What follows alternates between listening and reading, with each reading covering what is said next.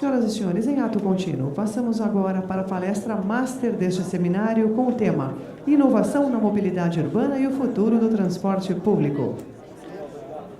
Nós convidamos para compor este momento. O palestrante já está aqui conosco, ele que é o professor Matheus Souza Oliveira. Os nossos cumprimentos, recebam uma salva de palmas. Muito bem-vindo, professor Matheus Souza Oliveira. Ele que é do Programa de Engenharia de Transportes da COP, Instituto Alberto Luiz Coimbra, de pós-graduação em pesquisas em Engenharia da Universidade Federal do Rio de Janeiro. A mediação ficará a cargo do senhor André Dantas, diretor técnico da NTU, que também recebe os nossos cumprimentos e compõe este painel. Lembrando que as perguntas podem ser enviadas para o palestrante por meio do aplicativo Seminário NTU 2019.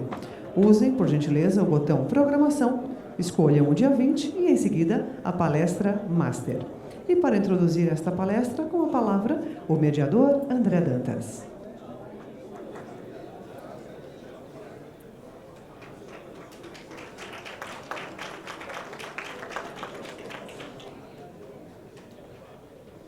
É dada como certa a presença do senhor André Dantas, ele já está a caminho. Apenas alguns instantes, por gentileza.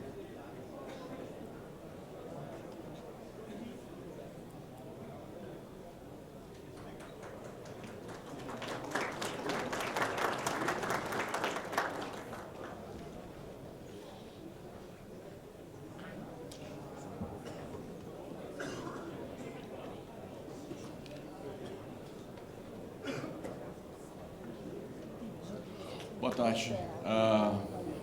Houve um desencontro de orientações.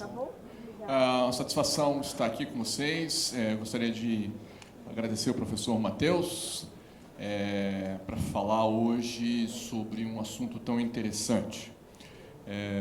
Eu conheci o professor Matheus há alguns anos atrás, numa visita à Universidade Federal do Rio de Janeiro. A participar de uma banca de qualificação de um grande amigo. Foi uma experiência bem interessante, mas hoje, naquela época, o professor Matheus estava fazendo mestrado, se encaminhando para o doutorado, mas alguns anos depois temos aqui o professor Matheus nos brindando com uma apresentação muito interessante. O professor Matheus tem uma história de qualificação que tem um link comigo, que estudamos na Universidade Federal de Minas Gerais, e mestre pela Universidade Federal do Rio de Janeiro, e depois doutor lá no programa conjunto com a MIT, né? Mas o que ele vai falar para a gente traz um grande interesse, porque é um assunto que muitas pessoas falam, mas um nível superficial. Então, nós esperávamos que ele nos brindasse com uma análise profunda e com um detalhamento de algumas oportunidades, alguns desafios, e principalmente depois dessa sessão tão interessante que foi com o professor Marçal, Dr. Fernando Borges, o Cristóvão. Eu acho que estabeleceu um pano de fundo muito interessante, desafiador, que eu já coloco aqui um ponto para a sua reflexão nisso tudo que nós vivemos, como pensar em algo avançado como Mobility as a Service. Então, professor, eu convido para ministrar a palestra e depois seguiremos com uma discussão, com perguntas, e convido a todos para encaminhar as perguntas para nós, para podermos debater o assunto. Obrigado.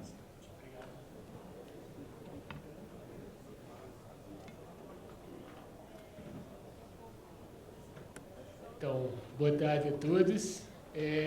André, acho que quando você estava comentando da defesa do Renato, acho que é uma coisa engraçada a gente estar dividindo o palco aqui hoje em dia, porque eu lembro de falar com ele assim, fez algumas críticas, todo o seu estilo bem rigoroso, e fez algumas críticas sobre ele. Eu falei assim, esse cara aqui que é o seu amigo, aí eu falei assim, eu vou dividir o palco com o André, então assim, é muita responsabilidade do meu lado.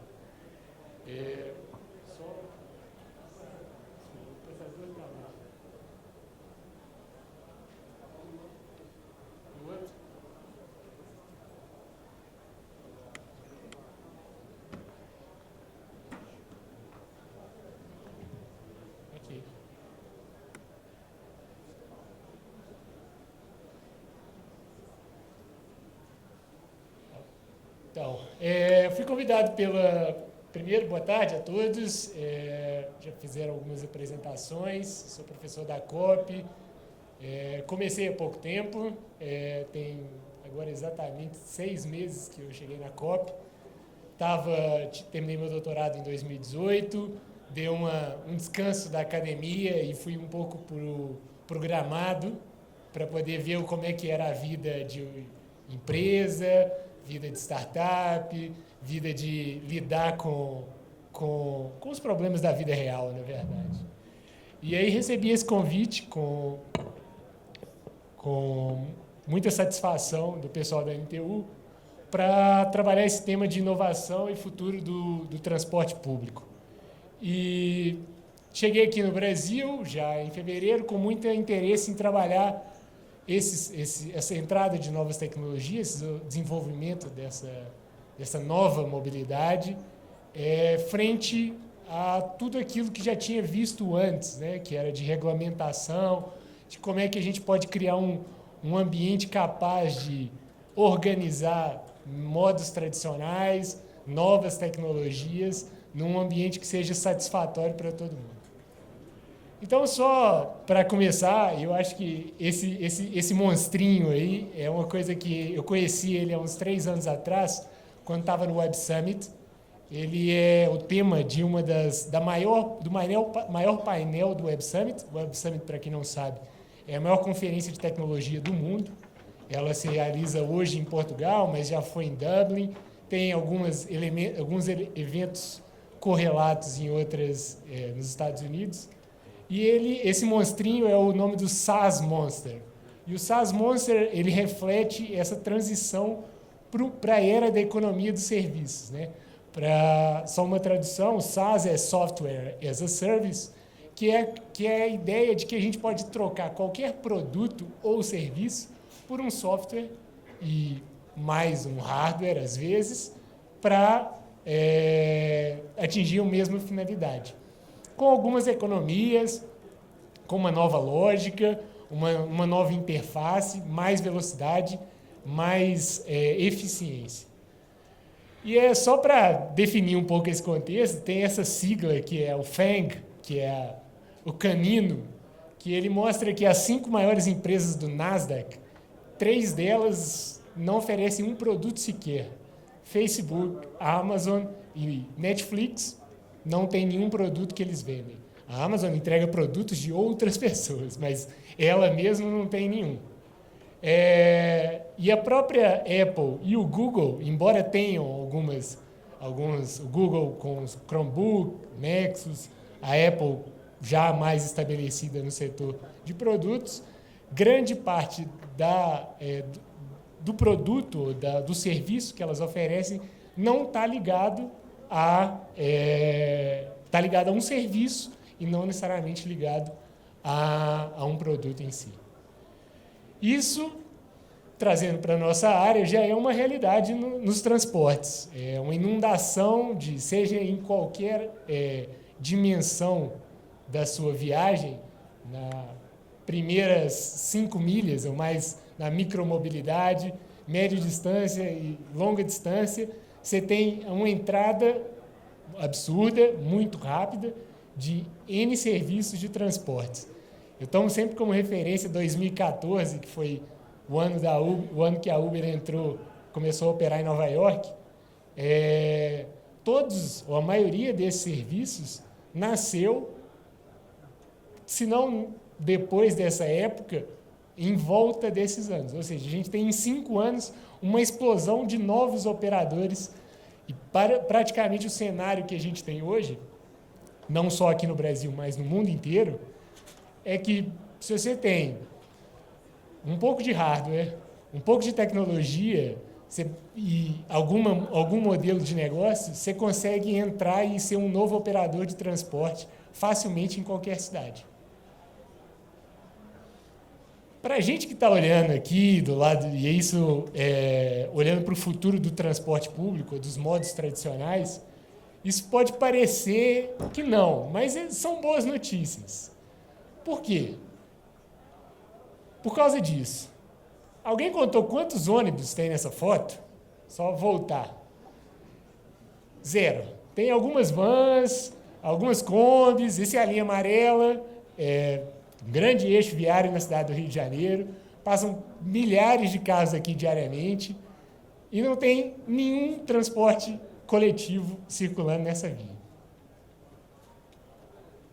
Isso leva à nossa pergunta de quem é o nosso verdadeiro competidor em termos de mobilidade urbana, né? Então, assim, para quem já estava estabelecido, principalmente dos anos ao longo do século XX, a pergunta que fica eu estou vendo toda essa chegada de Uber, patinetes, bicicletas, serviços de entrega, seja ele de comida ou de não comida, de itens quaisquer, sistemas de entrega como o Amazon, que basta apertar um botão, no outro dia tem entregas na porta da sua casa. A pergunta que fica é quem é efetivamente o competidor do sistema tradicional? Olha, esse relatório do Observatório da Mobilidade, e esse é um pouco mais antigo, 2014, mostra a evolução da taxa de motorização na cidade, todas as capitais do Brasil. E, assim, isso acho que não é novidade para ninguém, na verdade. De tudo isso, esse é o que eu menos espero ter uma abordagem inovadora aqui nessa apresentação de hoje. Mas serve para mostrar que, se eu estou olhando, se eu estou sentindo o meu calo apertando, se eu estou sentindo alguma coisa acontecendo, o mundo está mudando, esse mundo, a água já está esquentando já tem um tempo. O sapo, é aquela história do sapo que se você coloca ele dentro de uma bacia de água quente, ele pula fora. Mas se você esquenta ele vai esquentando a água com ele lá dentro, ele vai morrer cozido. A questão é que eu estou sentindo agora porque essas empresas entraram com uma grande capacidade, de uma forma muito rápida. Mas, em termos de competição, em termos de espaço de mercado, essa história já é bem antiga e, quem sabe, a gente não estava um pouco acomodado com todo esse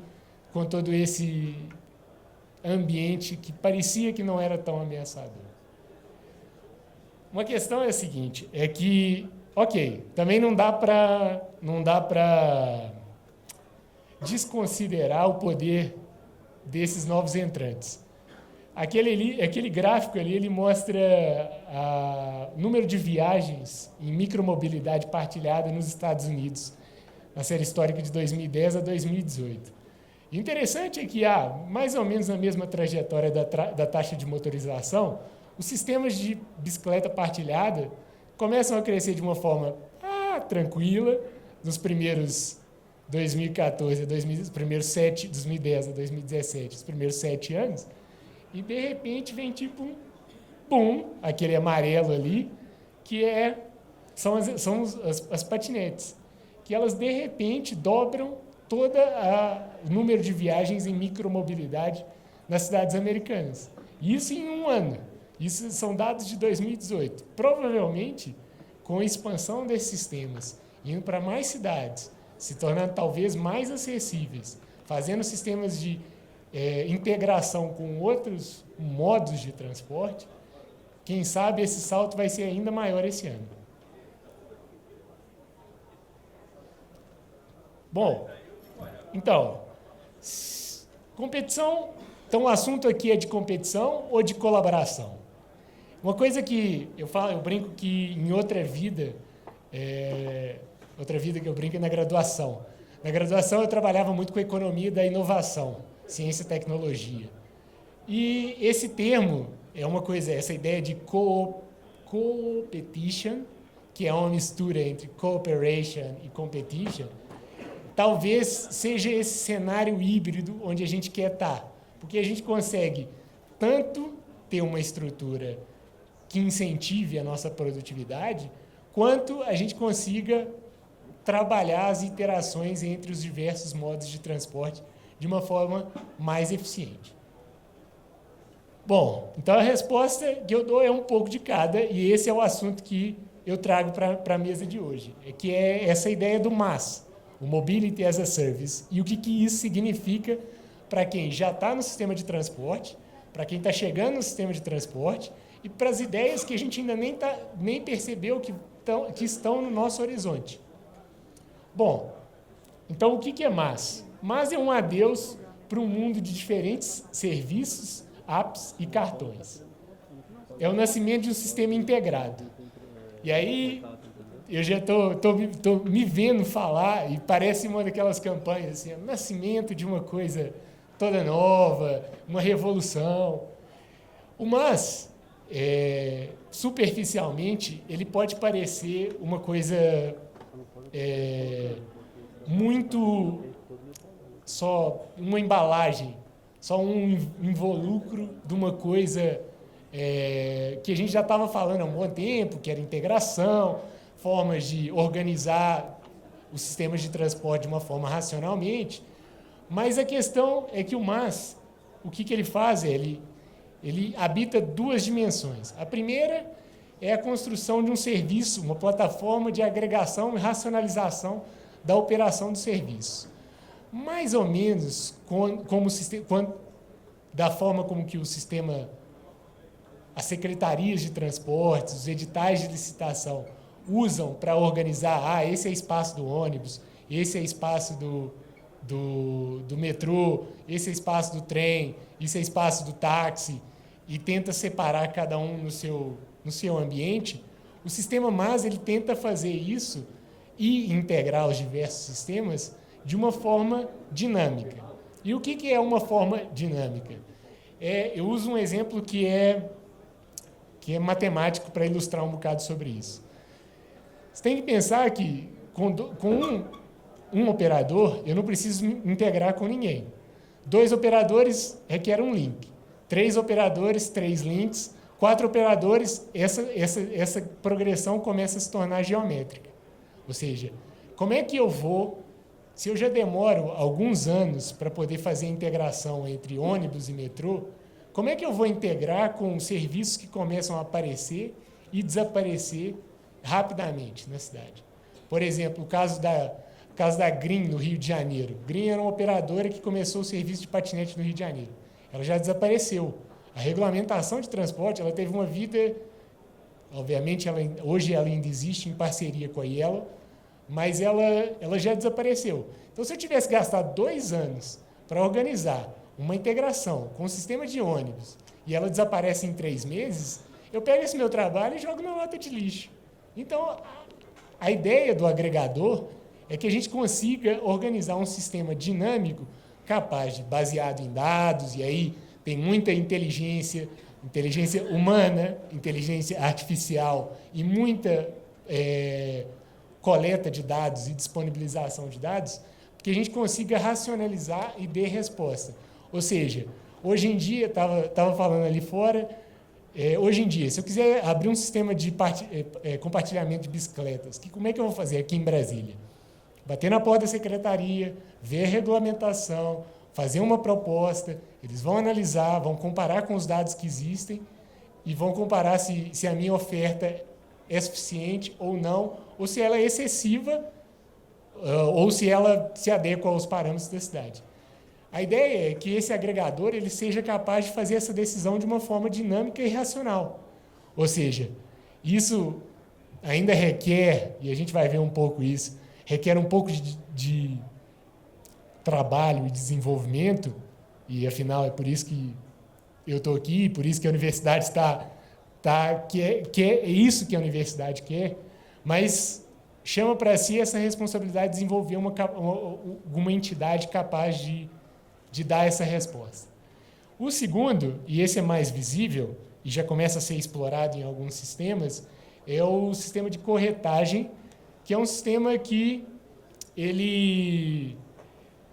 o objetivo dele tem um conceito econômico que é o de diferenciação de terceiro grau, ou seja, você cria pacotes de produtos e serviços de uma forma que cada usuário tenha a melhor oferta para si, para o seu uso, e pague o máximo por isso. Ou seja, o máximo não é exploração, é o máximo que ele acha justo pagar por isso. Ou seja, então é uma potencialidade de racionalizar esse corretor, o objetivo dele é racionalizar essa demanda e dialogar de uma forma mais dinâmica também com a demanda. Bom, então o que eu estava falando é que o que ele traz é um mundo de mais acessibilidade para o usuário. É um mundo onde eu consigo oferecer sempre a melhor viagem de acordo com a minha demanda, ou seja, todos os sistemas estão integrados, eu consigo saber isso de antemão, consigo planejar a minha viagem, consigo saber pagar, ter acesso, saber exatamente as informações, o meu percurso até o destino. Mas, do outro lado, ele também prega a ideia de ser mais eficiente para os operadores. E é uma coisa interessante olhar para o sistema de transporte clássico, né, o sistema tradicional por ônibus. A gente tem frequências, e a gente tem tem frequências que o próprio operador sabe que não são eficientes. Você vai botar um ônibus para rodar e vai estar vazio. E por quê? Isso aí podia funcionar numa época onde a gente não tinha muita informação, não tinha um mecanismo de diálogo entre o usuário no ponto e o operador lá na central de operação, ou a Uber gere a sua frota do Silicon Valley, por exemplo. Na verdade, não, porque tem gestores locais, mas, em princípio, poderia acontecer isso. Então, a ideia é você tentar racionalizar essa oferta de transporte também. E, acima de tudo, é criar essa relação financeiramente eficiente para ambos. O que eu estava falando sobre esses pacotes de mobilidade é que esse é o caso da WIN, que foi uma experiência desenvolvida em Helsinki, em termos de mobilidade as a service. E o que eles fazem é, olha, mais ou menos como hoje a gente tem com o sistema de telefonia digital, telefonia móvel, a gente poderia ter pacotes de serviços de acordo com o meu interesse. Então, por exemplo, se eu sou uma pessoa que uso só transporte público e preciso raramente de algumas viagens de transporte privado, táxi ou Uber, no caso, eu tenho um pacote light, por exemplo. Isso funciona nos bancos. Os bancos têm uma diferenciação interessante, né? O sistema de telefonia, embora tenha algumas críticas e até tenha algum receio de que o MAS pode um dia levar a gente para esse cenário que não é tão ideal quanto eu imagino, mas ele tem... E o mais interessante é pensar que, a partir dessa relação financeira, eu posso criar mais eficiência para o meu sistema. Então, assim, a ideia é que se eu sei de antemão que eu tenho um grande número de utilizadores interessados em sistemas de viagens de táxi, de sistema pessoal, eu posso chegar e negociar com a associação de taxistas e falar assim, olha, faz um preço mais barato porque minha demanda nisso é alta e eu vou cumprir essa demanda. Na verdade, eu vou te pagar essa demanda, independente se você se usar ou não, porque o meu usuário já comprometeu isso também comigo. Então, a ideia é que isso cria essas duas dimensões, o agregador e o corretor, eles criam uma dimensão mais dinâmica para o transporte público, seja em termos de transporte, para o sistema de transporte de uma forma geral, seja ele na dimensão através de pagamentos, na parte de pagamentos ou na parte de gestão, né, da frota. Aí a pergunta é que vale R$1 milhão, né? É como? E eu acho que isso é uma das coisas que, até então, isso já existe, isso é a literatura internacional. O como, existe também um ambiente onde existem as funcionalidades que podem permutar e podem suportar o desenvolvimento do MAS. Então, a ideia é que exista do lado da oferta todos os modos de transporte, a integração com os sistemas de suporte à mobilidade e os sistemas de experiência, que cada vez mais é mais importante, a gente vai falar isso mais para o fim, E que através de uma interface que consiga... E aí, isso, na verdade, é muita experimentação, é muito daquilo que está assim...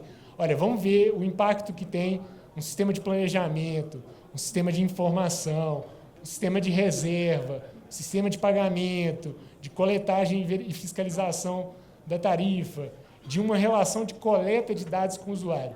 Esses itens, eles trazem um ambiente geral do que está sendo, é o estado da prática, né, daquilo que está sendo desenvolvido fora ou nos sistemas mais desenvolvidos de massa. Mas, para além desses fatores, existem vários outros, e isso é muito navegar em águas rasas, porque a gente já viu, as experiências lá de fora mostram que esse sistema só, esses itens, essa checklist, se eu tiver um sistema, um planejador multimodal, informação em tempo real, sistema de reserva, cumprir o check de todas elas, eu não tenho um sistema massa. Ele não é sustentável. As experiências lá de fora, e isso, porque a questão é que esse sistema vai criar esse sistema dinâmico de relação com a demanda. Então, a nossa pesquisa hoje em dia, o que a gente está muito preocupado dentro da universidade, e eu acho que é uma coisa que é interessante, que está muito aliado com a prática, então a gente precisa de experimentação, precisa arriscar, precisa fazer, precisa ter alguma experiência, acompanhar uma experiência de massa para poder ver como é que isso funciona. A nossa pesquisa, a nossa preocupação é com os itens que não estão aqui. E essa que é a grande questão. Bom, então, isso só foi o que eu disse um bocado. Esse cenário todo de massa, ele pode parecer promissor. E ele é promissor. Porque ele é uma revolução digital dos transportes, ou seja, é o que vai possibilitar uma reorganização racional do sistema de transporte de todas as cidades do mundo. No entanto, ele vai ser complicado. As forças que vão trazer e vão desenvolver esse sistema ainda são abstratas, não tão claras. E essas experiências, a WIN é aquela experiência de Helsinki, o BeGo, ela é sueca, começou em Gotemburgo, está em Estocolmo, a Mob Cascais, que é em Portugal, todas elas estão tentando, errando, tentando de novo, acertando, às vezes, tentando mais ou menos, porque tem muito... Todo erro é um acertar mais ou menos, na verdade. E é importante que eu acho que trazer essa dimensão de que está todo mundo preocupado em desenvolver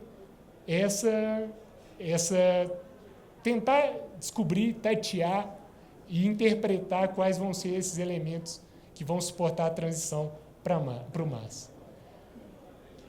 Aí a pergunta que eu fico, né, que a gente chega mas isso tudo é muito incerto. E por que vale apostar no MAS? E aí eu estive em Portugal, e adoro Fernando Pessoa, e é aquela história, navegar é preciso e viver não é preciso. Então, assim, se alguma coisa vai salvar a gente do caos, que é ter uma empresa nova de mobilidade entrando e operando de uma forma desregulamentada a todo minuto, é o MAS.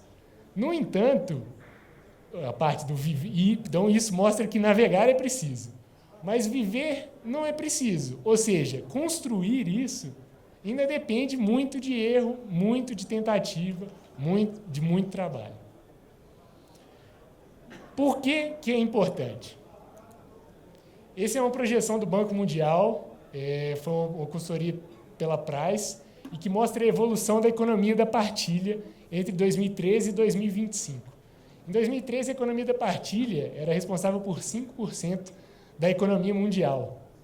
E 95% era da economia tradicional, ou seja, sistemas tradicionais, de transporte, de acomodação. Aqui, no caso, está Uber, Airbnb, sistemas de compartilhamento de bicicletas, todas as outras plataformas de software que eu mencionei, software as a service, então estavam nesse 5%, e a economia tradicional de posse da propriedade, baseada no produto que eu falei no início, estão todas no 95%. 2025 vai ser 50-50. E considerando a evolução das nossas gerações, que a gente está planejando transporte, acho que não é para a nossa geração, é para a geração Z, que está chegando agora, são eles que mais usam transporte. Tipo assim, a gente tem que pensar qual que vai ser o potencial, o impacto, qual que vai ser a participação dessa economia da partilha para essas futuras gerações.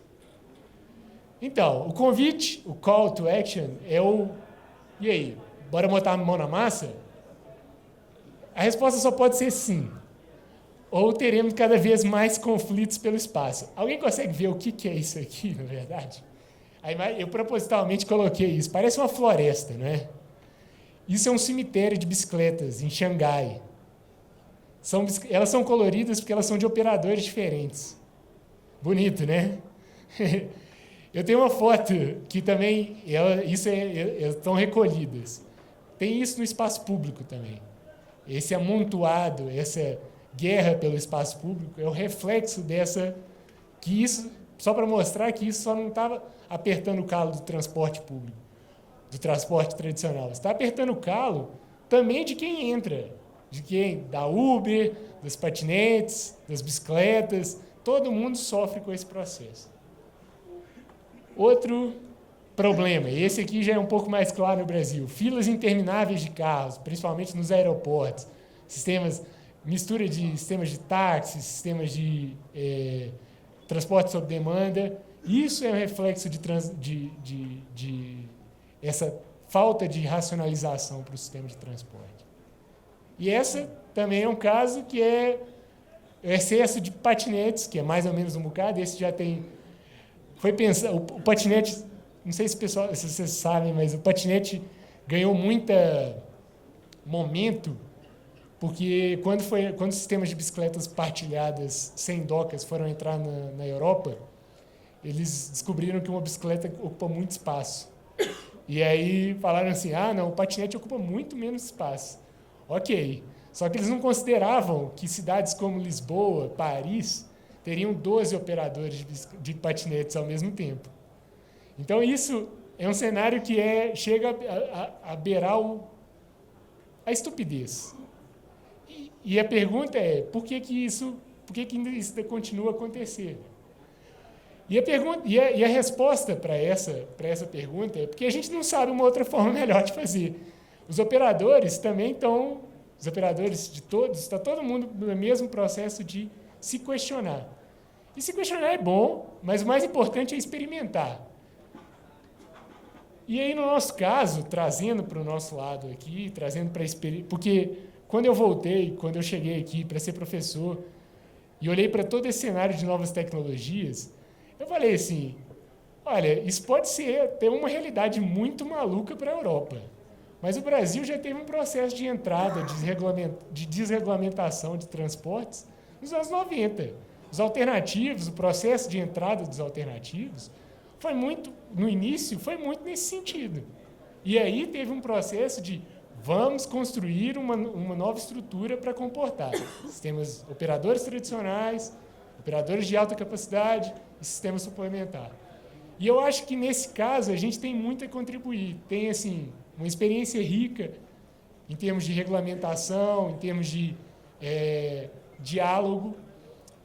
A gente trabalha muito, escrevi um artigo recentemente para a ANPET, Associação Nacional de Pesquisadores em Engenharia de Transportes, que olha para esse lado da entrada das novas tecnologias, mas mais para o setor público.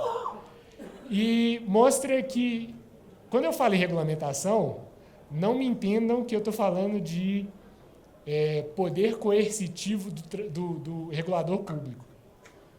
Isso, a Uber já pegou isso e já rasgou esse papel, essa capacidade de delimitar espaço na cidade.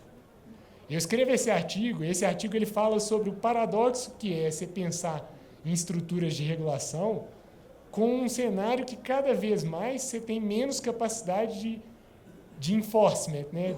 do operador, do grande regulador público. Então, a gente precisa trabalhar com uma ideia de pacto.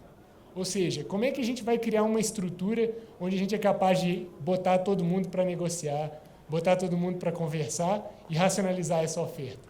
A gente tem eu acho que a gente tem alguma coisa a contribuir, porque, e olhando para a literatura, quando a gente começou a escrever sobre o processo de desregulamentação dos transportes no Brasil, nos anos 90, isso fez um grande sucesso lá fora. Eu acho que, nesse caso, a gente também tem uma grande oportunidade de ser um caso de sucesso em termos de organização do sistema de transporte. E uma outra coisa que eu acho que eu gosto de pontuar algumas coisas interessantes, e esse caso me chamou a atenção. Eles estão até aqui, não foi nada comissionado, foi nada combinado, e eu só gostei muito da iniciativa deles, porque envolve uma coisa que é essencial, que é entender cada vez mais o cliente. Se você for perguntar para um patinete, para um operador de patinete, qual que é o público-alvo deles, eles vão te falar idade, gênero, hora de uso, origem e destino.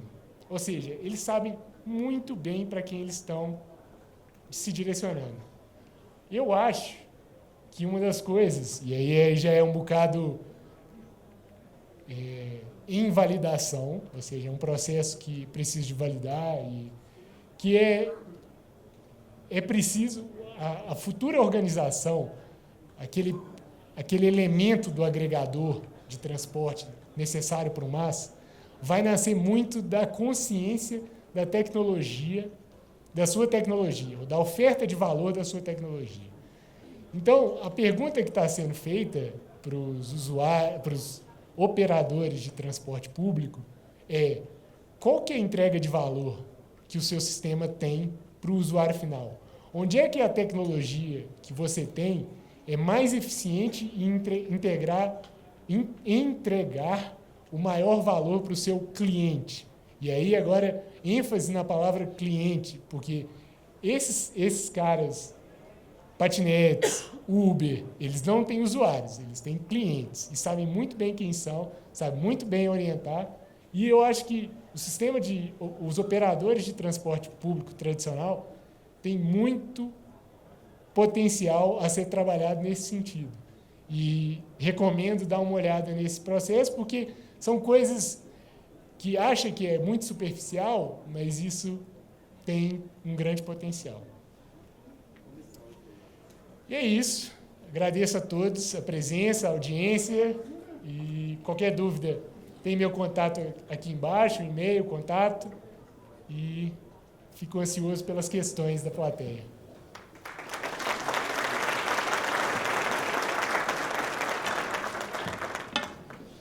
Bom, obrigado, professor Matheus. Hoje eu não preciso ser bastante rigoroso, porque a plateia já está encaminhando perguntas que eu considero extremamente rigorosas.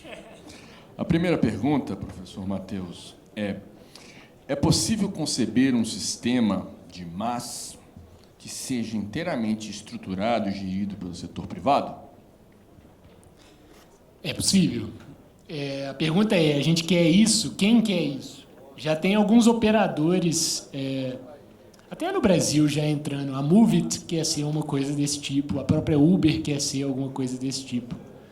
A questão é: qual é o sentido que a gente quer dar para isso? E aí tem uma dimensão que eu acho que é importante pensar o que é a nossa cidade, né? O que a cidade faz pelas pessoas. E qual que é o sentido que a gente quer dar para essa cidade, né? Se é uma lógica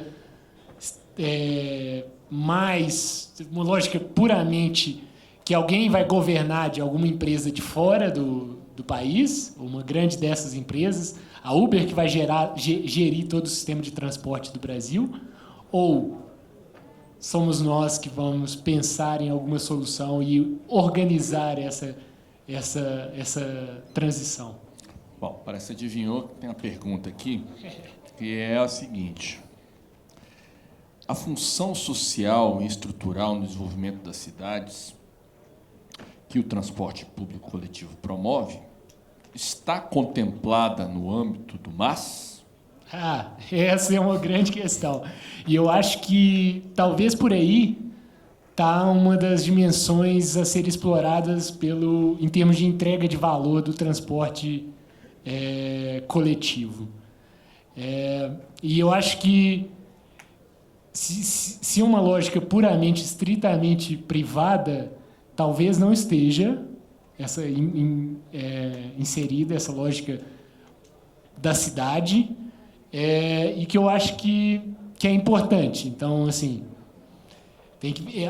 e uma outra coisa que é interessante é que cada vez mais essa lógica... Porque muito tempo essa lógica assumiu uma lógica de...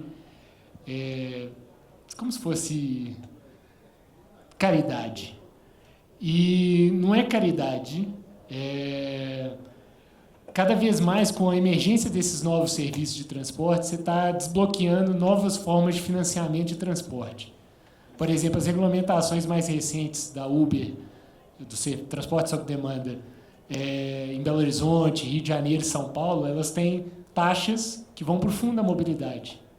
E essa taxa, de uma certa forma, poderia ser usada para financiar uma lógica relativamente diferente, divergente de uma lógica estritamente privada, né?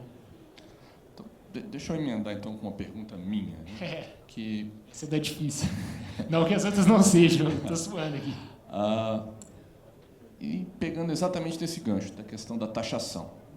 Um dos questionamentos sobre todo esse movimento desses modos de transporte e serviços que exploram muito a mobilidade individual, é que eles não pagam pelo espaço ocupado, pelo espaço viário, e mais do que isso, eles não pagam pelas externalidades. Eles não pagam pelo acidente, eles não pagam pela poluição, eles não pagam pelo congestionamento gerado pelos outros. E se, antes de discutirmos discutíssemos uma questão que é a questão da equidade, né? Porque quando o ônibus está transportando lá 70 passageiros, obviamente, em termos de eficiência, é inquestionável o valor desse modo de transporte. Mas aí ele não está competindo em igualdade com o senhor Uber, ou o senhor patinete, ou o senhor bicicleta que é jogado no meio da rua. Como é que a gente trata isso? Ou será que a gente não devia discutir isso até em paralelo a essa questão? Não é antes, em paralelo. Isso tem que ser essa estrutura fiscal, tributária, ela tem que ser discutida dentro de um ambiente integrado também. Você disse o caso da ocupação do espaço. A regulamentação de patinetes no Rio já considera a ocupação do metro quadrado pela patinete. E isso é um grande passo, assim, porque, voltando ao que eu estava dizendo, o nosso grande inimigo não é a guerra entre patinetes e operadores tradicionais de transporte público. O transporte privado, o carro particular, ele paga mixaria para o uso do espaço público. Assim, grande parte das taxações não está atrelada à relação com o espaço público, não está atrelada às externalidades. Então, assim, eu acho que, nesse caso, eles são mais um aliado do que... em relação à sua pergunta, os patinetes, os Ubers, podem ser mais aliados do que o transporte privado. Porque, considerando as taxas vigentes hoje, por exemplo, em São Paulo e no Rio de Janeiro, o Rio de Janeiro cobra 1% de cada viagem no Uber. se todo mundo migrasse, abandonasse seus carros, você já teria uma receita absurda que poderia ser investido em N outras formas de transportes, eixos de BRTs, novos corredores priorizados para transporte coletivo, sistemas de metrô e N outras coisas, abaixar a tarifa, que é uma coisa ficou uma coisa importante desde as jornadas de junho, não pode mais, sabe, reajustar a tarifa toda hora não é uma solução para tudo. Então, assim, tem toda uma lógica e justamente esse ponto é importante para mostrar que esses caras não são tão inimigos quanto a gente pode imaginar. Bom, deixa eu voltar na pergunta aqui. O Brasil ainda não resolveu questões estruturais básicas do seu transporte público. É viável pensar em MAS num ambiente como esse? Essa pergunta ela é tipo recorrente e é uma coisa que é interessante. Se você olhar na escala de desenvolvimento MAS do ITS International, o estado zero de MAS, o nível zero, são operadores privados e transporte sob demanda operando de forma não integrada no espaço público. Isso para dizer que MAS não é futuro, é presente. A gente só está pagando as contas. O problema é que o MAS, do jeito que está hoje, de uma forma não integrada, a gente paga as contas. Integrada, a gente ganha os benefícios. Então, é para esse sentido que a gente tem que mirar. Então, assim, é difícil? É difícil. Precisa de investimentos? Precisa de investimentos. A pergunta que veio é: isso conjuga com as necessidades estruturais do Brasil? Eu digo assim, sim, em máximo grau possível, na verdade. Porque, de outra forma, a gente vai só pagando, a conta só vai aumentando. E a gente vai chegar num estágio onde de completa falência, de completa desestruturação, casos absurdos, como os casos, por exemplo, de guerra dos centavos, sabe? Esse mundo apocalíptico que ninguém quer ir para esse lado. Bom, deixa eu emendar numa pergunta aqui. Assim, nós vemos que esse fenômeno de MAS, ele surgiu há algum tempo atrás, né? Havia uma série de publicações de pessoas do meio acadêmico internacionalmente, e ele foi tomando corpo e se materializou, como você mesmo falou, não tem muito controle, né? Essas coisas vão acontecendo. E depois de 5, 6, vamos dizer, 7 anos de pesquisas de algumas pessoas sérias no mundo todo, no meu conhecimento, você pode me corrigir, por favor, ainda eu percebo um conhecimento muito preliminar e especulativo, né? Experiências como essa que está sendo ventilada, discutida na Finlândia, né, como um caso de referência. Até houve um grupo da NTU que foi visitar o sistema e conhecer as pessoas lá. Ainda a percepção que temos é que algo muito ainda utópico e, trazendo para o nosso contexto, a pergunta que eu faço especificamente: nós temos maturidade e conhecimento para, como você colocou, experimentar nisso?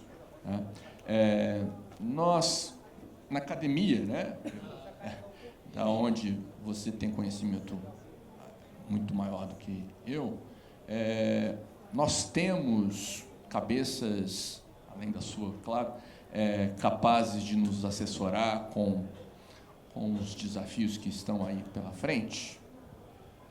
Olha, uma coisa eu digo assim, esse avanço, eu não sei se tem todo mundo essa sensação, mas de uma forma geral no mundo, parece que o mundo está mais rápido do que a nossa capacidade de gerir o mundo e de pensar e estruturar. As demandas são mais necessárias, mais rápidas do que foi a nossa capacidade de estruturar uma teoria capaz. Então, isso aconteceu com Cambridge Analytics na eleição do Trump, isso acontece com MAS no setor de transportes. Então, assim, tem várias dimensões. A gente está nesse estágio ainda de muito incipiência, como você disse, e especulação. Mas isso é porque conhecimento e teoria e prática, nesses casos, tem que andar junto, na verdade. Então, assim, maturidade para experimentar. Eu acho que a gente vai ver amanhã o coletivo, que é uma experiência que a gente está botando a cara a tapa, que está... Sabe, o Brasil, isso é uma experiência nacional para tentar pensar sobre novas tecnologias, inovação no setor de transportes. Isso é um experimento que é interessante. A gente está começando também, dentro da UFRJ, um programa de inovação, tentando aliar o setor público e o setor privado na cidade do Rio. Já fica... Quem quiser conversar um pouco mais, se estiver no Rio de Janeiro, quiser conversar um pouco mais, vou estar aí amanhã, a gente pode conversar um pouco mais sobre isso. Mas assim, a gente precisa experimentar. E a gente estava falando isso na hora do almoço. Experimentar, inovação hoje em dia, eu estava falando isso depois também, tem um slide que eu adoro mostrar para os meus alunos, que é como nasce uma estrela. E que é uma teoria, que é uma linha evolutiva da inovação. Que ela começa assim, um pouco rígida, um pouco assim, aí de repente começa um rabisco muito louco de idas, voltas. É tipo assim, a timeline de uma inovação. Começa vais e voltas, sobe, desce, e aí no final ela estabiliza e vai para um resultado final estável. E é nesse estágio que a gente está. Então, assim, a gente precisa de coragem, a gente precisa... uma coisa que é interessante é, o caso de Gotemburgo, da UBGO, mostra uma coisa que é interessante, é um ensinamento muito interessante para esse tipo de experimento. Que eles definiram um horizonte de 6 meses para um experimento. Um container sustentável, tem 2 frases no Design Thinking que são interessantes para qualquer iniciativa, que é good enough to go, ou seja, bom o suficiente para tentar, para ir, e safe enough to try, seguro o suficiente para tentar. E eles definiram isso para um horizonte de 6 meses, para uma experiência massa. Fecharam esse container, e aí o Rafael estava me perguntando sobre... e por que eles não continuaram? Foi um sucesso? Foi um fracasso?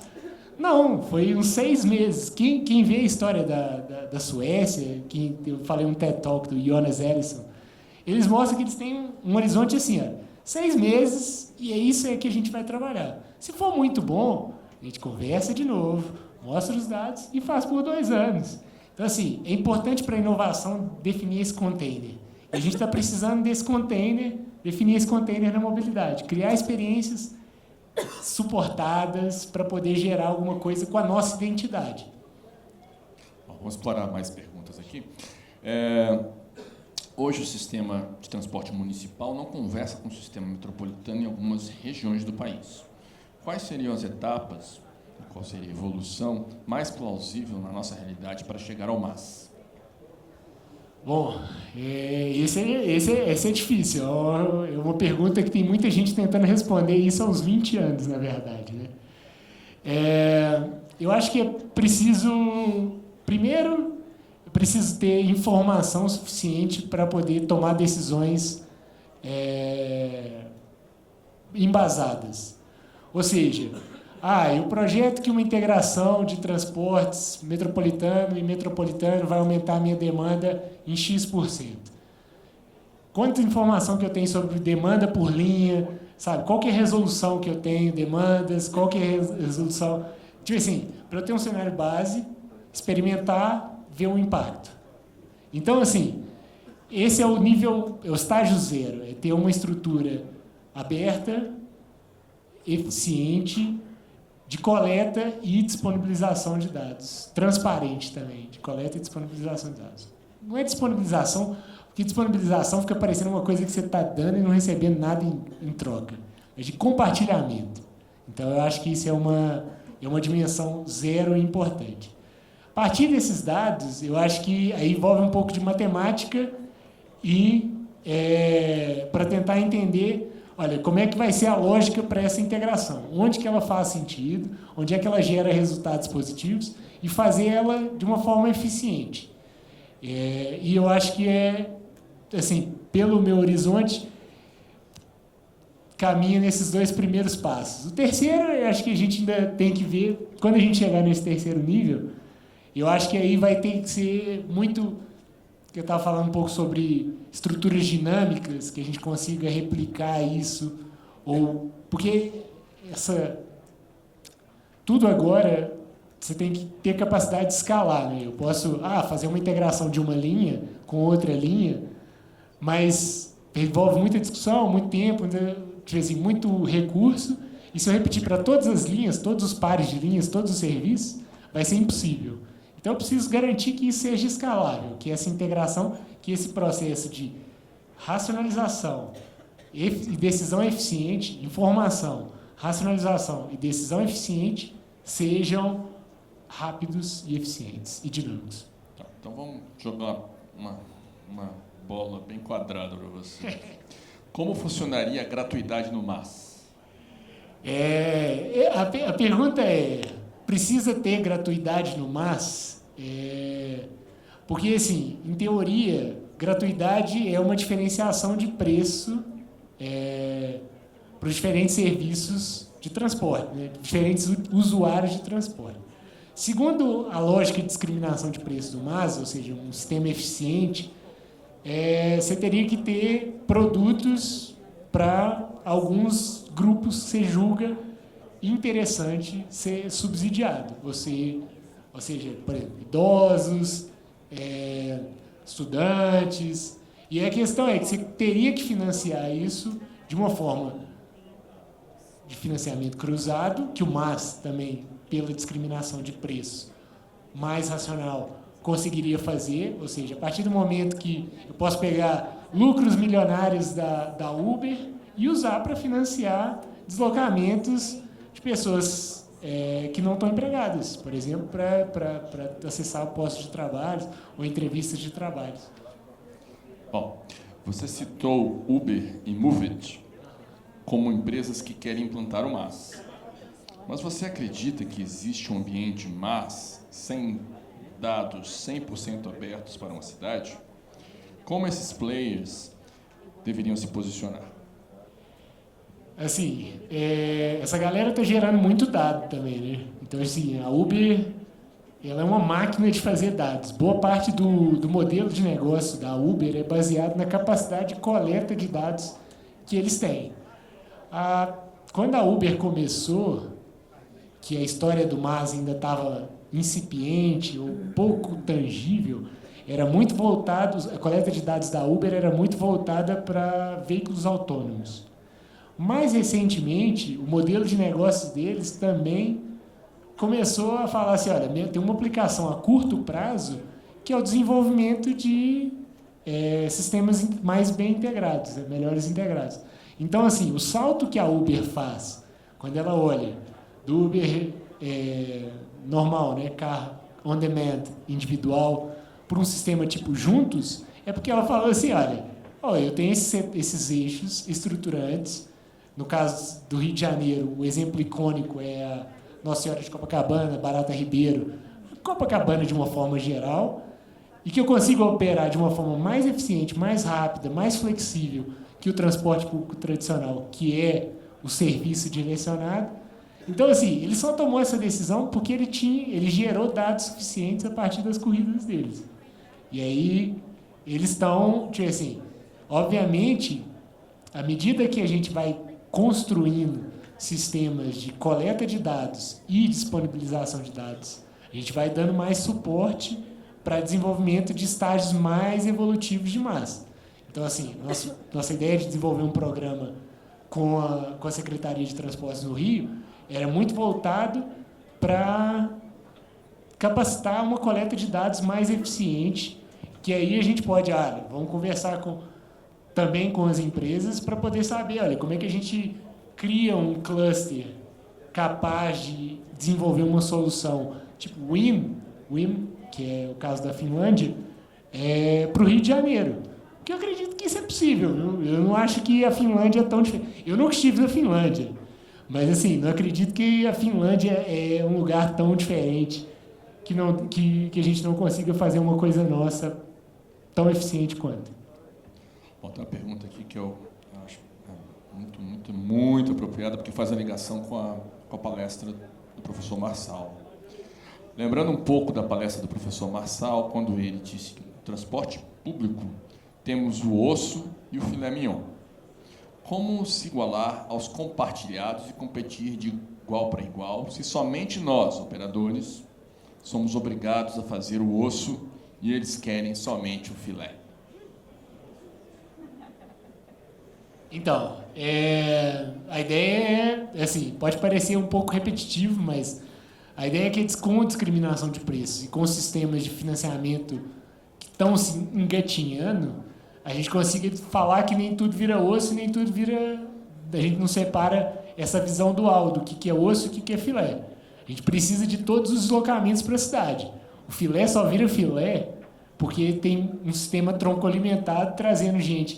Tipo assim, Nossa Senhora de Copacabana só vira Nossa Senhora de Copacabana porque tem ônibus chegando de Niterói, da Baixada Fluminense, da Zona Norte, toda e passando ali. Você tem estações da Supervia que chega na Central do Brasil, pega o metrô, vai ali e aí é distribuído pelos sistemas de ônibus.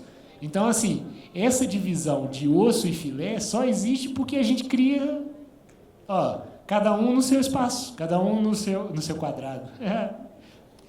Você entende que poderíamos ter plataformas MaaS por região metropolitana e poderia haver uma integração entre as mesmas?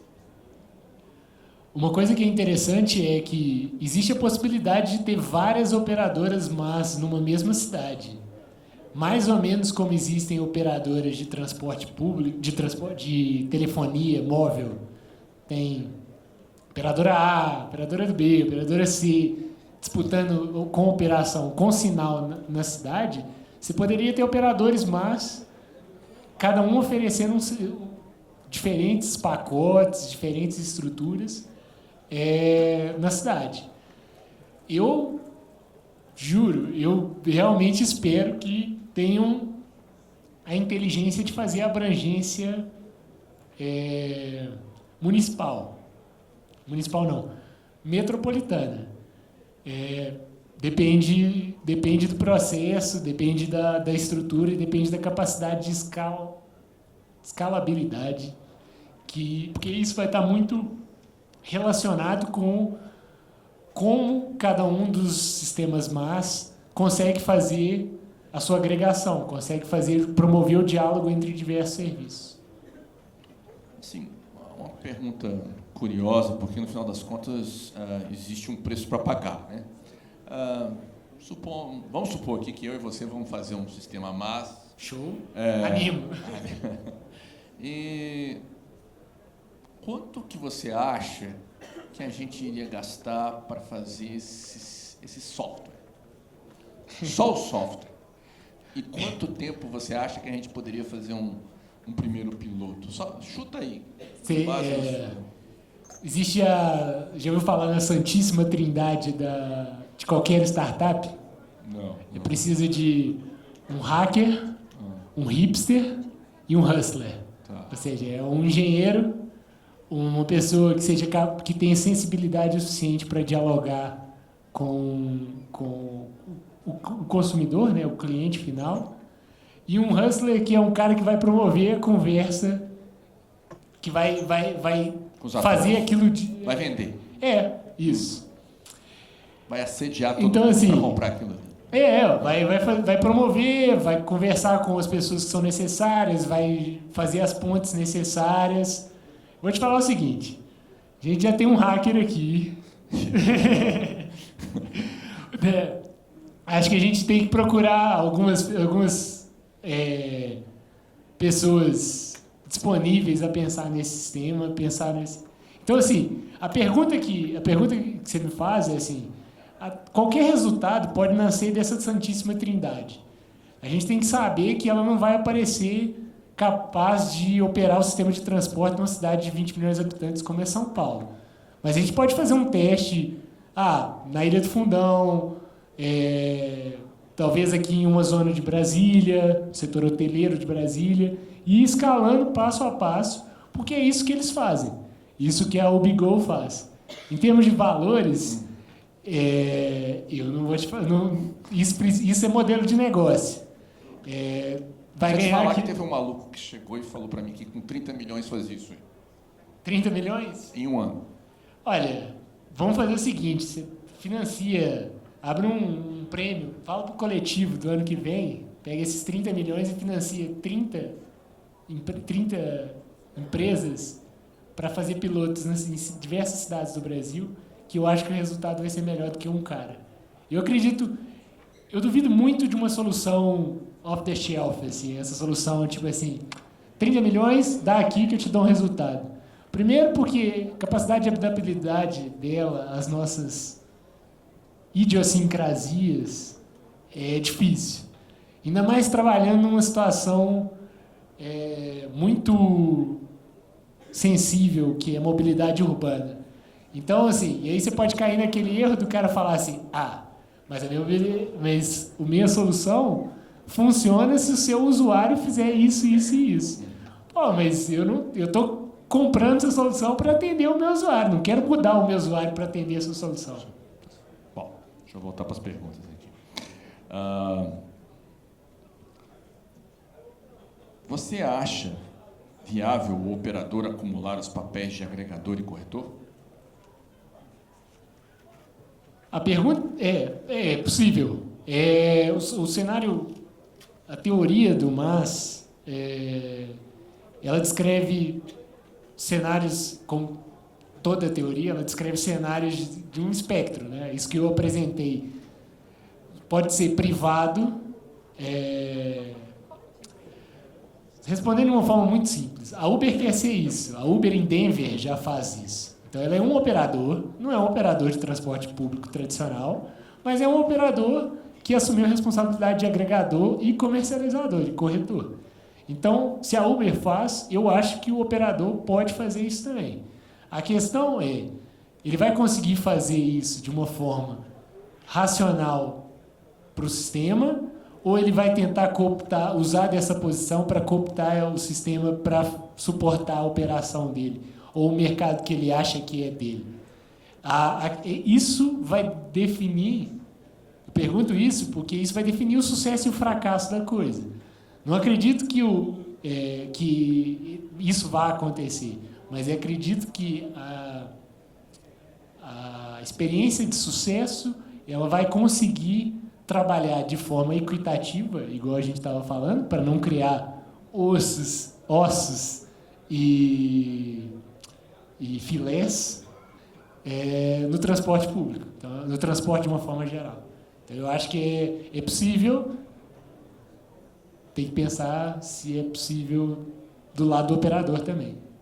Deixa eu te perguntar assim, num setor como o nosso, que você conhece, né, assim, você estudou isso, né, você estudou o nosso transporte, você está numa escola onde há uma tradição de estudar a regulamentação e a característica da evolução do nosso setor, né, livros publicados e tudo mais.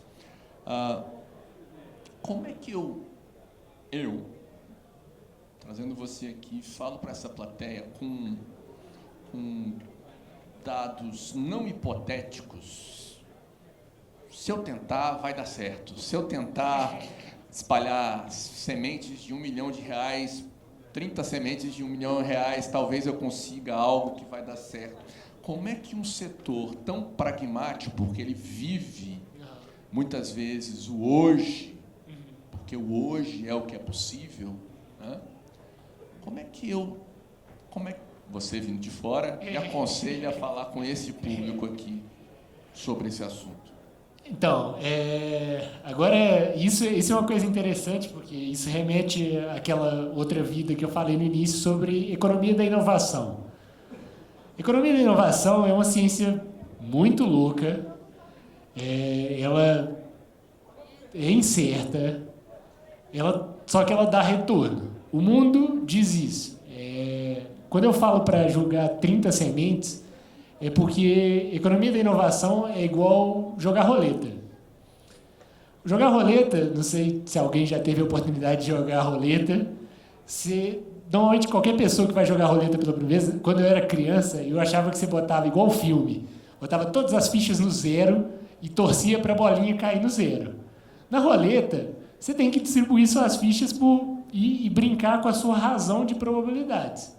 A economia da inovação, ela só torna racional se você brincar com as suas probabilidades, se você jogar com as probabilidades do seu lado. Porque quando eu falo, bota 30 de 1 milhão, 30 de 1 milhão foi o número que me veio à cabeça. Eu recomendaria 300 de 100 mil. Por quê? Porque dessas 300 de 100 mil, talvez 299 vão falhar. Se você tiver muita sorte e for muito bom em suportar o crescimento, talvez 298, ou seja, a gente está falando de uma taxa de sucesso de 2%. De 2% não, falei 0,3%. Boa, obrigado. 0,3%, se for 3, né? Se 3 derem sucesso, se 297 falharem, chegamos até o famoso 1%. Né? Essa empresa vai ser uma Uber. Essa empresa vai ser um Airbnb. Essa empresa vai ser uma grande empresa, um unicórnio. E aí sim, você vai conseguir gerar receita, você vai gerar muito mais do que os seus 30 milhões. Porque a primeira ronda, o seed round da Uber, foi a primeira venda, gerou, assim, não tem as contas de cabeça, mas muito dinheiro para os investidores pessoais, né, os angels investment. Então, assim, a gente precisa, não é só tecnicamente, a gente precisa conversar um bocado com o setor da inovação. Trabalhar com esses processos de aceleração, trabalhar com essa lógica de, olha, a gente vai apostar em vocês, só que vai ter quer ter uma taxa de sucesso, aceita uma taxa de sucesso de 1%, 2%, que pode parecer um grande fracasso, mas na hora que você vai ver o value for money, né, o dinheiro, a rentabilidade desse processo, compensa.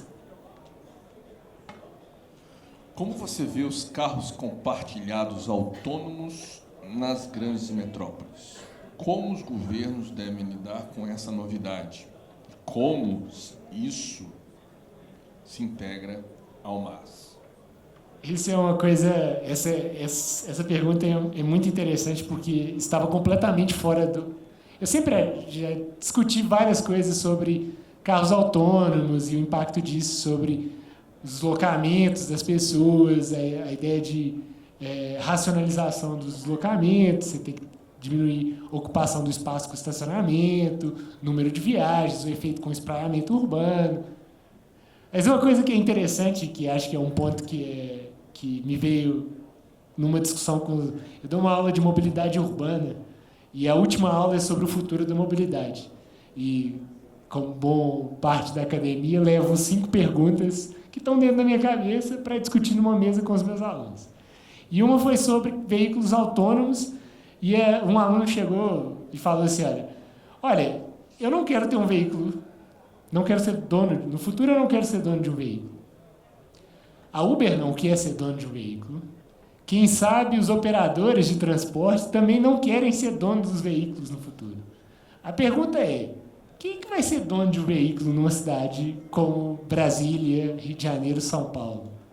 Será que vai ser a Ford, a Volkswagen, a Fiat vão despejar milhões de carros nas cidades, milhares de carros nas cidades, ligar eles à plataforma MaaS e vai ter só ordem de serviço vindo?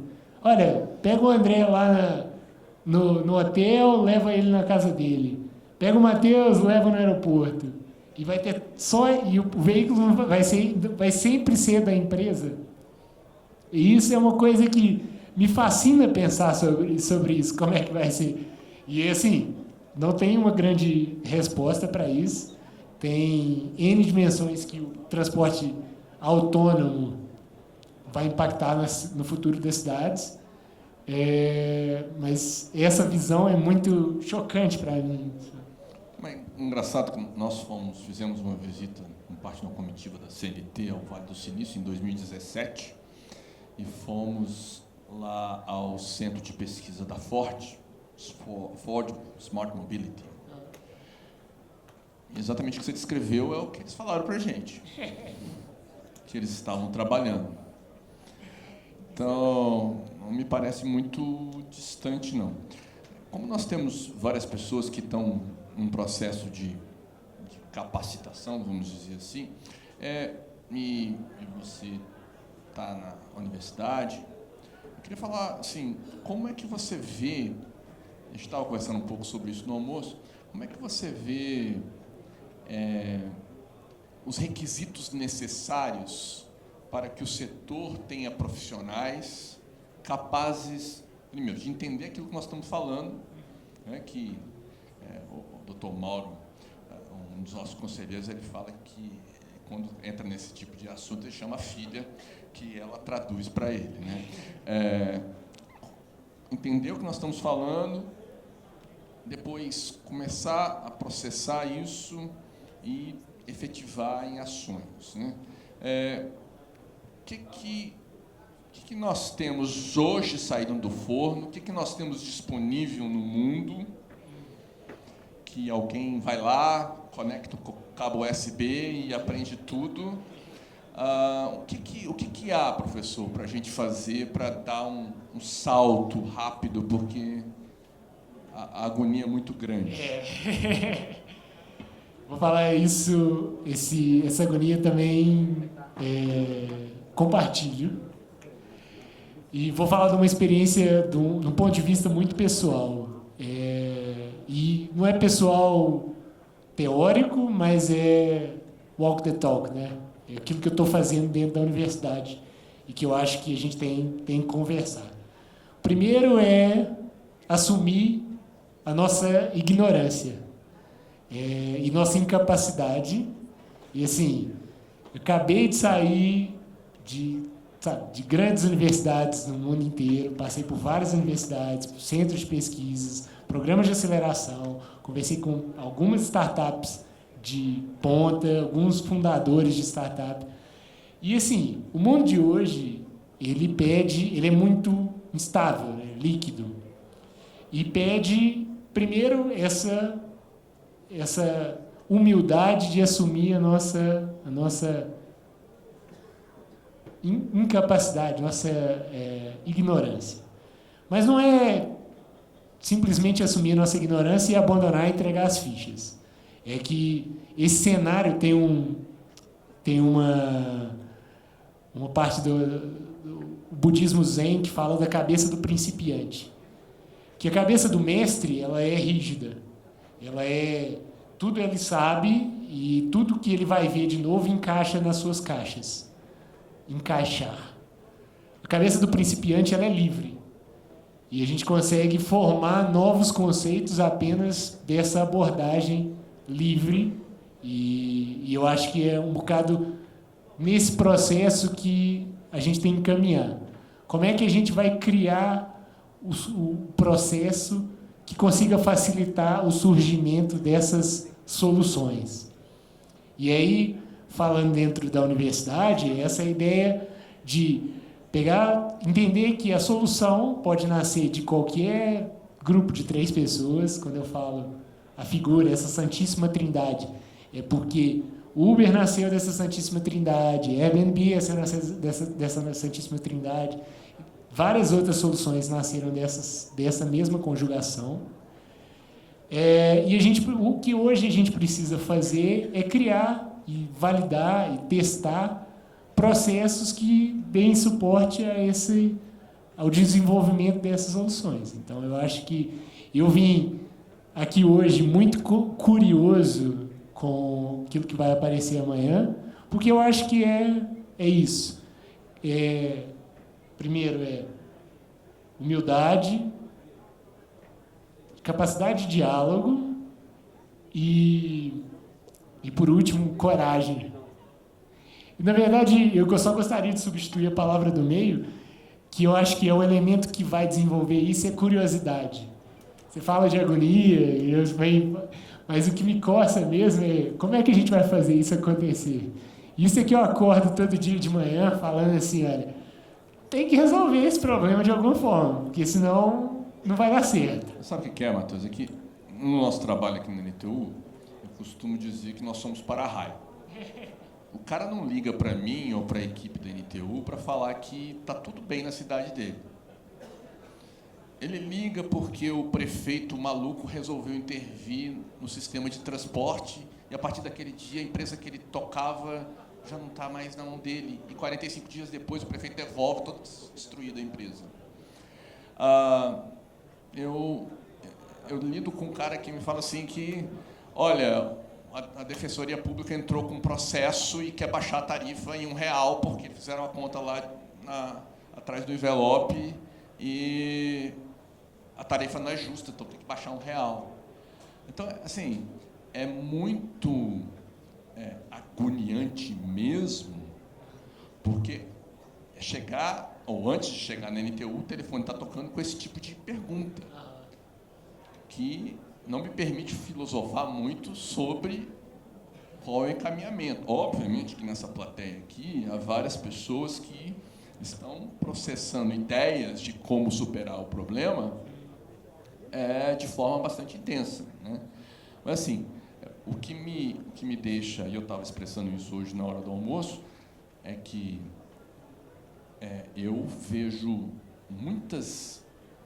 pouquíssimas, na verdade, opções de capacitação que nós temos disponíveis. E você mencionou o coletivo, e amanhã, uma das coisas que nós vislumbramos é que o coletivo, em algum momento, ou em vários momentos, vai ter que ter processos de capacitação, porque não adianta eu ir lá no Vale do Silício e ver aquela maravilha da Ford Smart Mobility Research Center e voltar para casa. Sim, mas como é que a tarifa vai ser paga hoje, entendeu? Então, é essa agonia, né?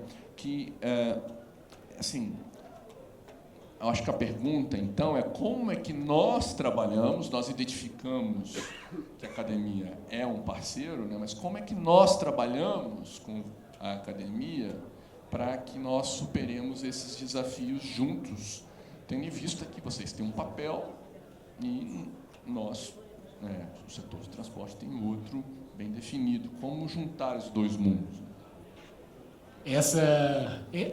Assim, já tem um indicador incrível, que é... Não. O indicador é que você é um para-raio. E isso, hoje em dia, para um mundo inundado de informação, contato, possibilidades, você ter um canal que traz as coisas para você, problemas, pode parecer ruim, que eu falei no início, né? Pode parecer, mas não é. Porque todo problema é uma oportunidade de transmutação, né? De transcendência.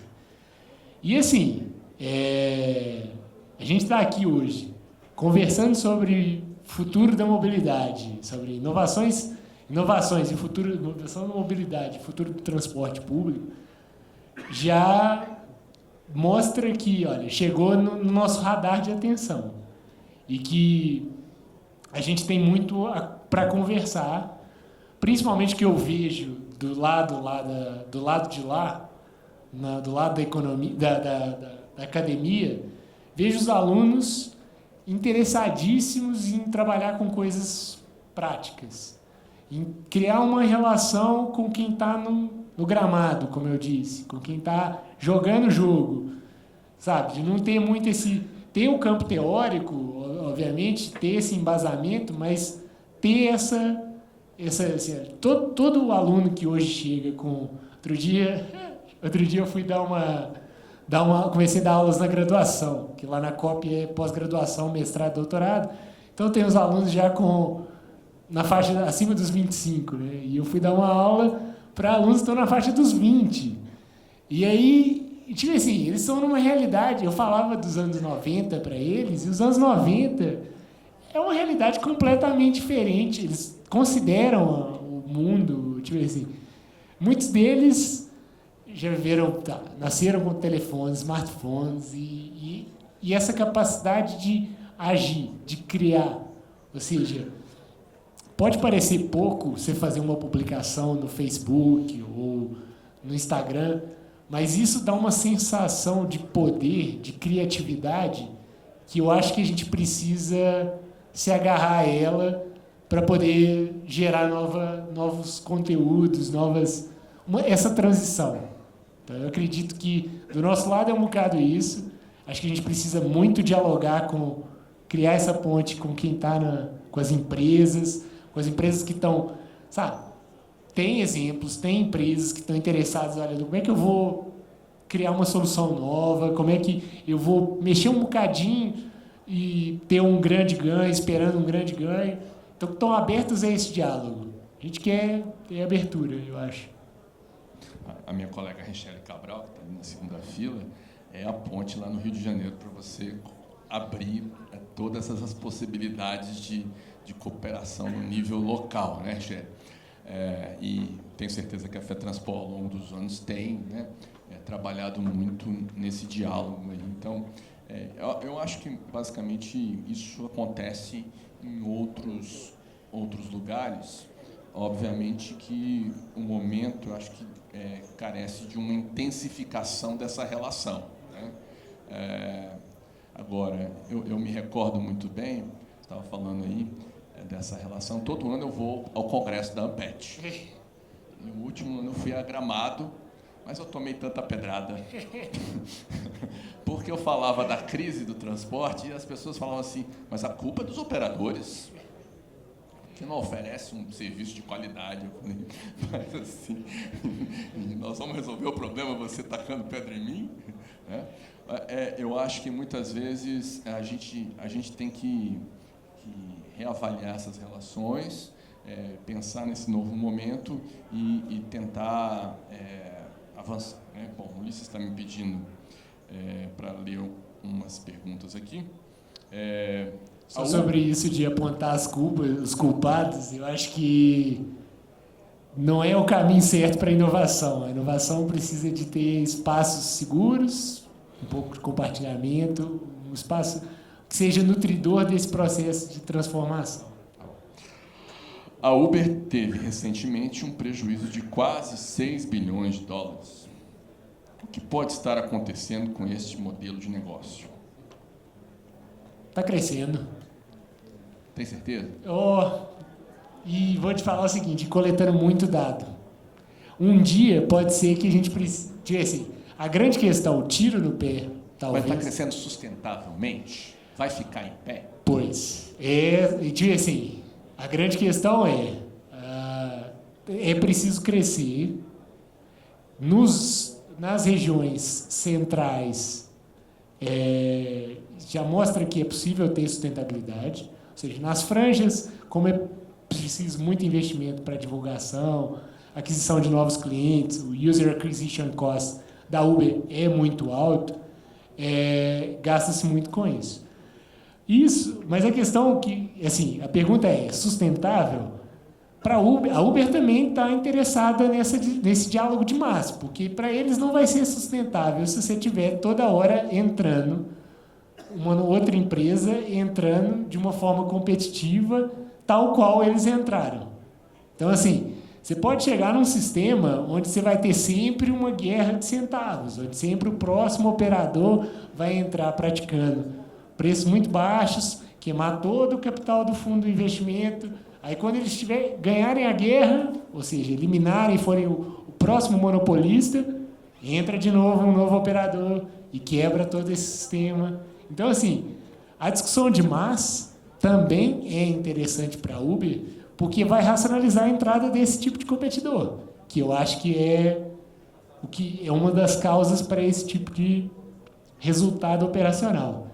E a questão uma outra coisa que é importante é sobre regulamentação de dados, né? Porque a Uber tem muito modelo de negócio da Uber e os sistemas de financiamento, as rondas de investimento da Uber foram muito baseadas na capacidade de geração de dados que eles têm. Os processos de regulamentação, GDPR, na Europa, Lei Geral de Proteção de Dados, na Europa, e até o caso brasileiro, não estou acompanhando muito bem, mas é uma das coisas que eu quero estar mais atento, eles reestruturam a posse dos dados, né? Então, assim, eu sou dono dos meus dados, embora tenha sido a Uber que gerou esses dados sobre mim.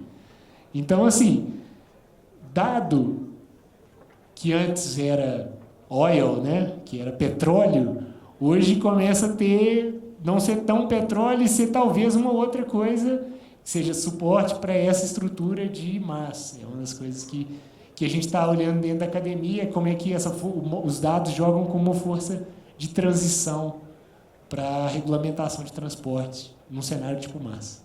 Bom, por falar em regulamentação de transporte, uma pergunta aqui. Por que existe um modelo de concessão para o transporte público, sendo que as empresas por aplicativo não precisam de concessão? Às vezes eu fico pensando assim, por que a gente não rasga todos os contratos e vamos operar ilegal? Porque talvez seja mais eficiente. Será que esse é o caminho? Não sei não, hein, André? Esse aí, dos anos 90, quando entraram os alternativos e quiseram, e entraram competindo nas linhas, os resultados não foram em termos operacionais. Você no início pode até ter tido um ganho para o usuário, uma racionalização de uma certa forma, um serviço que não eram atendidos, mas depois, na hora que a competição começou a se tornar desregulamentada, a gente entrou numa história de guerra centavos, serviços de má qualidade, o operador tradicional perdeu muito dinheiro, o operador alternativo perdeu muito dinheiro, e aí a gente vai entrar, a completa desregulamentação só vai encaminhar a gente para um cenário que eu chamei de apocalíptico, na verdade, né? Parecido com os sistemas pulverizados, né? Onde eu entro com um carro, com uma van, com uma moto e começo a operar um serviço qualquer. E aí ninguém fica feliz, né? O operador não fica feliz, o usuário não fica feliz, a cidade fica um lixo. Então, deixa eu refazer a pergunta. E qual seria, então, o modelo de regulamentação que estabeleceria uma capacidade justa de competição, né? Porque um tem e é todo travado, né? Ontem nós estávamos celebrando uma regulamentação de uma norma regulamentadora do Ministério do Trabalho sobre locais para o motorista ir ao banheiro, né?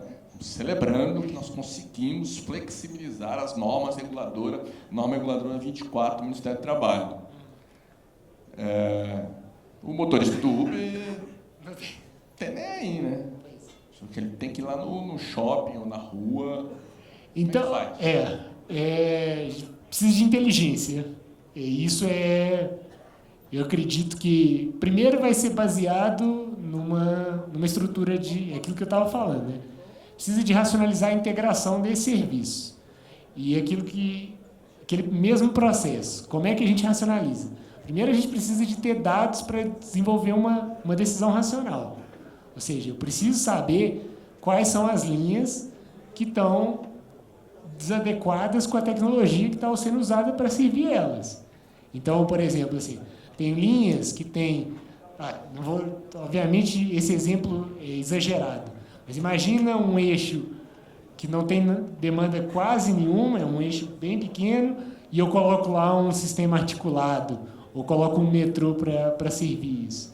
Isso é matar um mosquito com uma bazuca, na verdade, né? Então, assim, eu preciso de dados para poder entender, primeiro, como é que está a minha estrutura. Então, eu preciso de transparência, um sistema atualizado, um sistema capaz de disponibilizar esses dados para interpretação.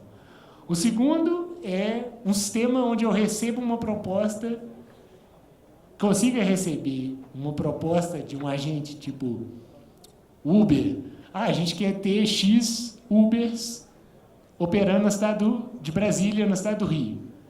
E aí eu consigo entender, olha, como é que é a minha demanda hoje, o sistema que eu tenho hoje, onde é que estão as falhas dele, onde é que eu consigo rearranjar ele de uma forma que a entrada desses seja eficiente e eu consigo responder para a Uber, 50 operadores, 50 motoristas é muito, ou é pouco. E aí eu falo assim, me vem uma proposta de 200, ou de 150, ou de 25 só. Porque eu já tenho, sei lá, tem Uber, Cabify, 99 e outras plataformas operando na cidade.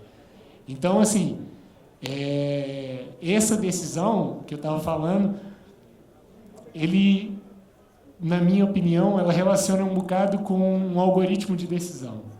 E aí correlaciona com aquilo que chama de uma tecnologia nova, que é de contratos inteligentes, né?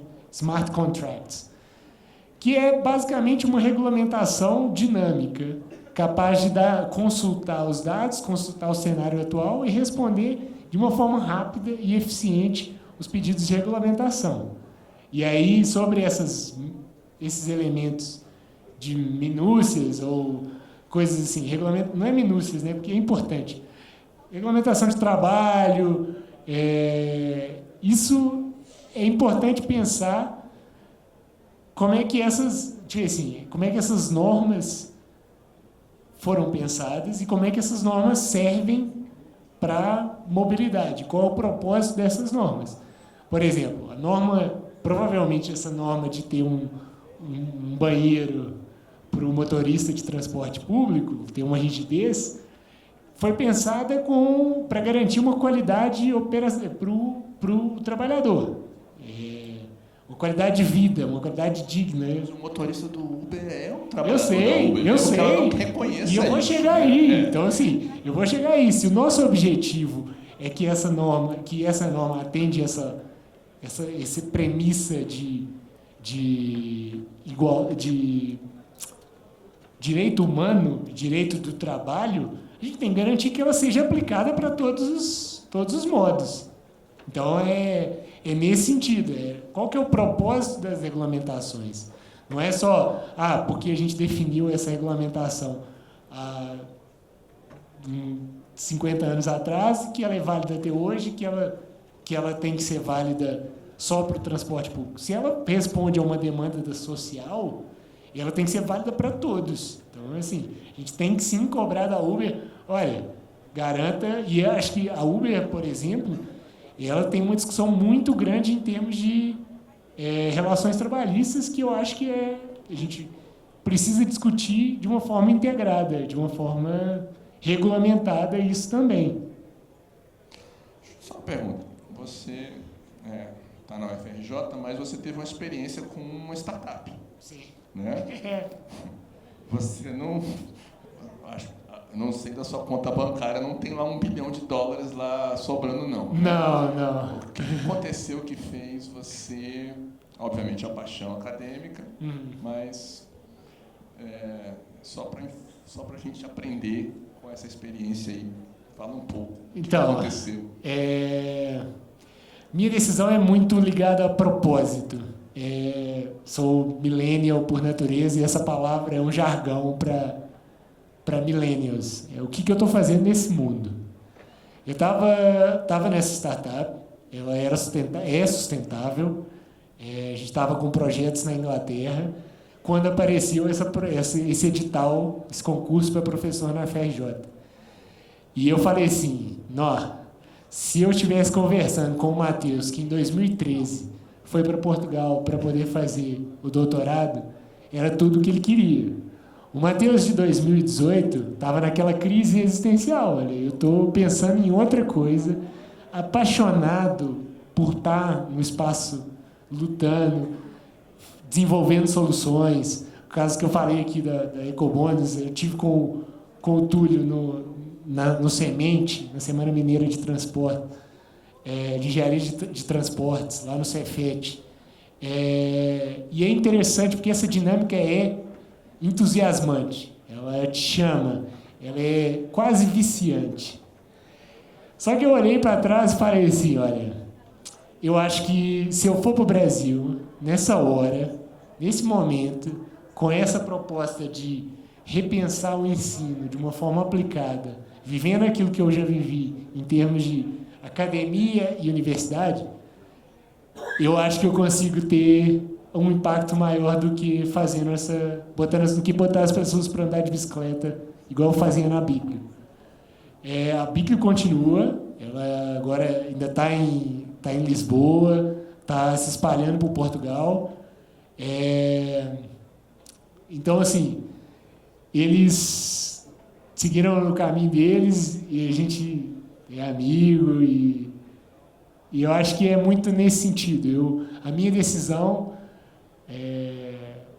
junto com a minha esposa também, acho que foi uma coisa muito de, olha, o que é preciso, o que eu estou sendo chamado para fazer. E eu vejo isso muito com de estar aqui, de estar fazendo esse diálogo, de estar trazendo essa visão de inovação para cá e colocando essa em discussão com vocês. Eu acho que isso que é o que me motiva, o que me fez mudar. Bom, eu agradeço por ter compartilhado isso, né? É muito importante para a gente ouvir depoimentos como esse, né? No seu caso, que, né, eu conheci você um pouco lá atrás, é mais impressionante ainda. Acredito que o nosso tempo está esgotado. Eu gostaria de agradecer muito a sua contribuição, gostaria de agradecer até mais ainda a todos que passaram por essa sessão aqui, e eu vejo rostos bastante atentos e acho que provavelmente capturando muito do que foi discutido aqui. Então eu gostaria de uma salva de palmas para o professor Matheus. Contamos com você para essa jornada da inovação. Muito obrigado. Tamo junto, obrigado.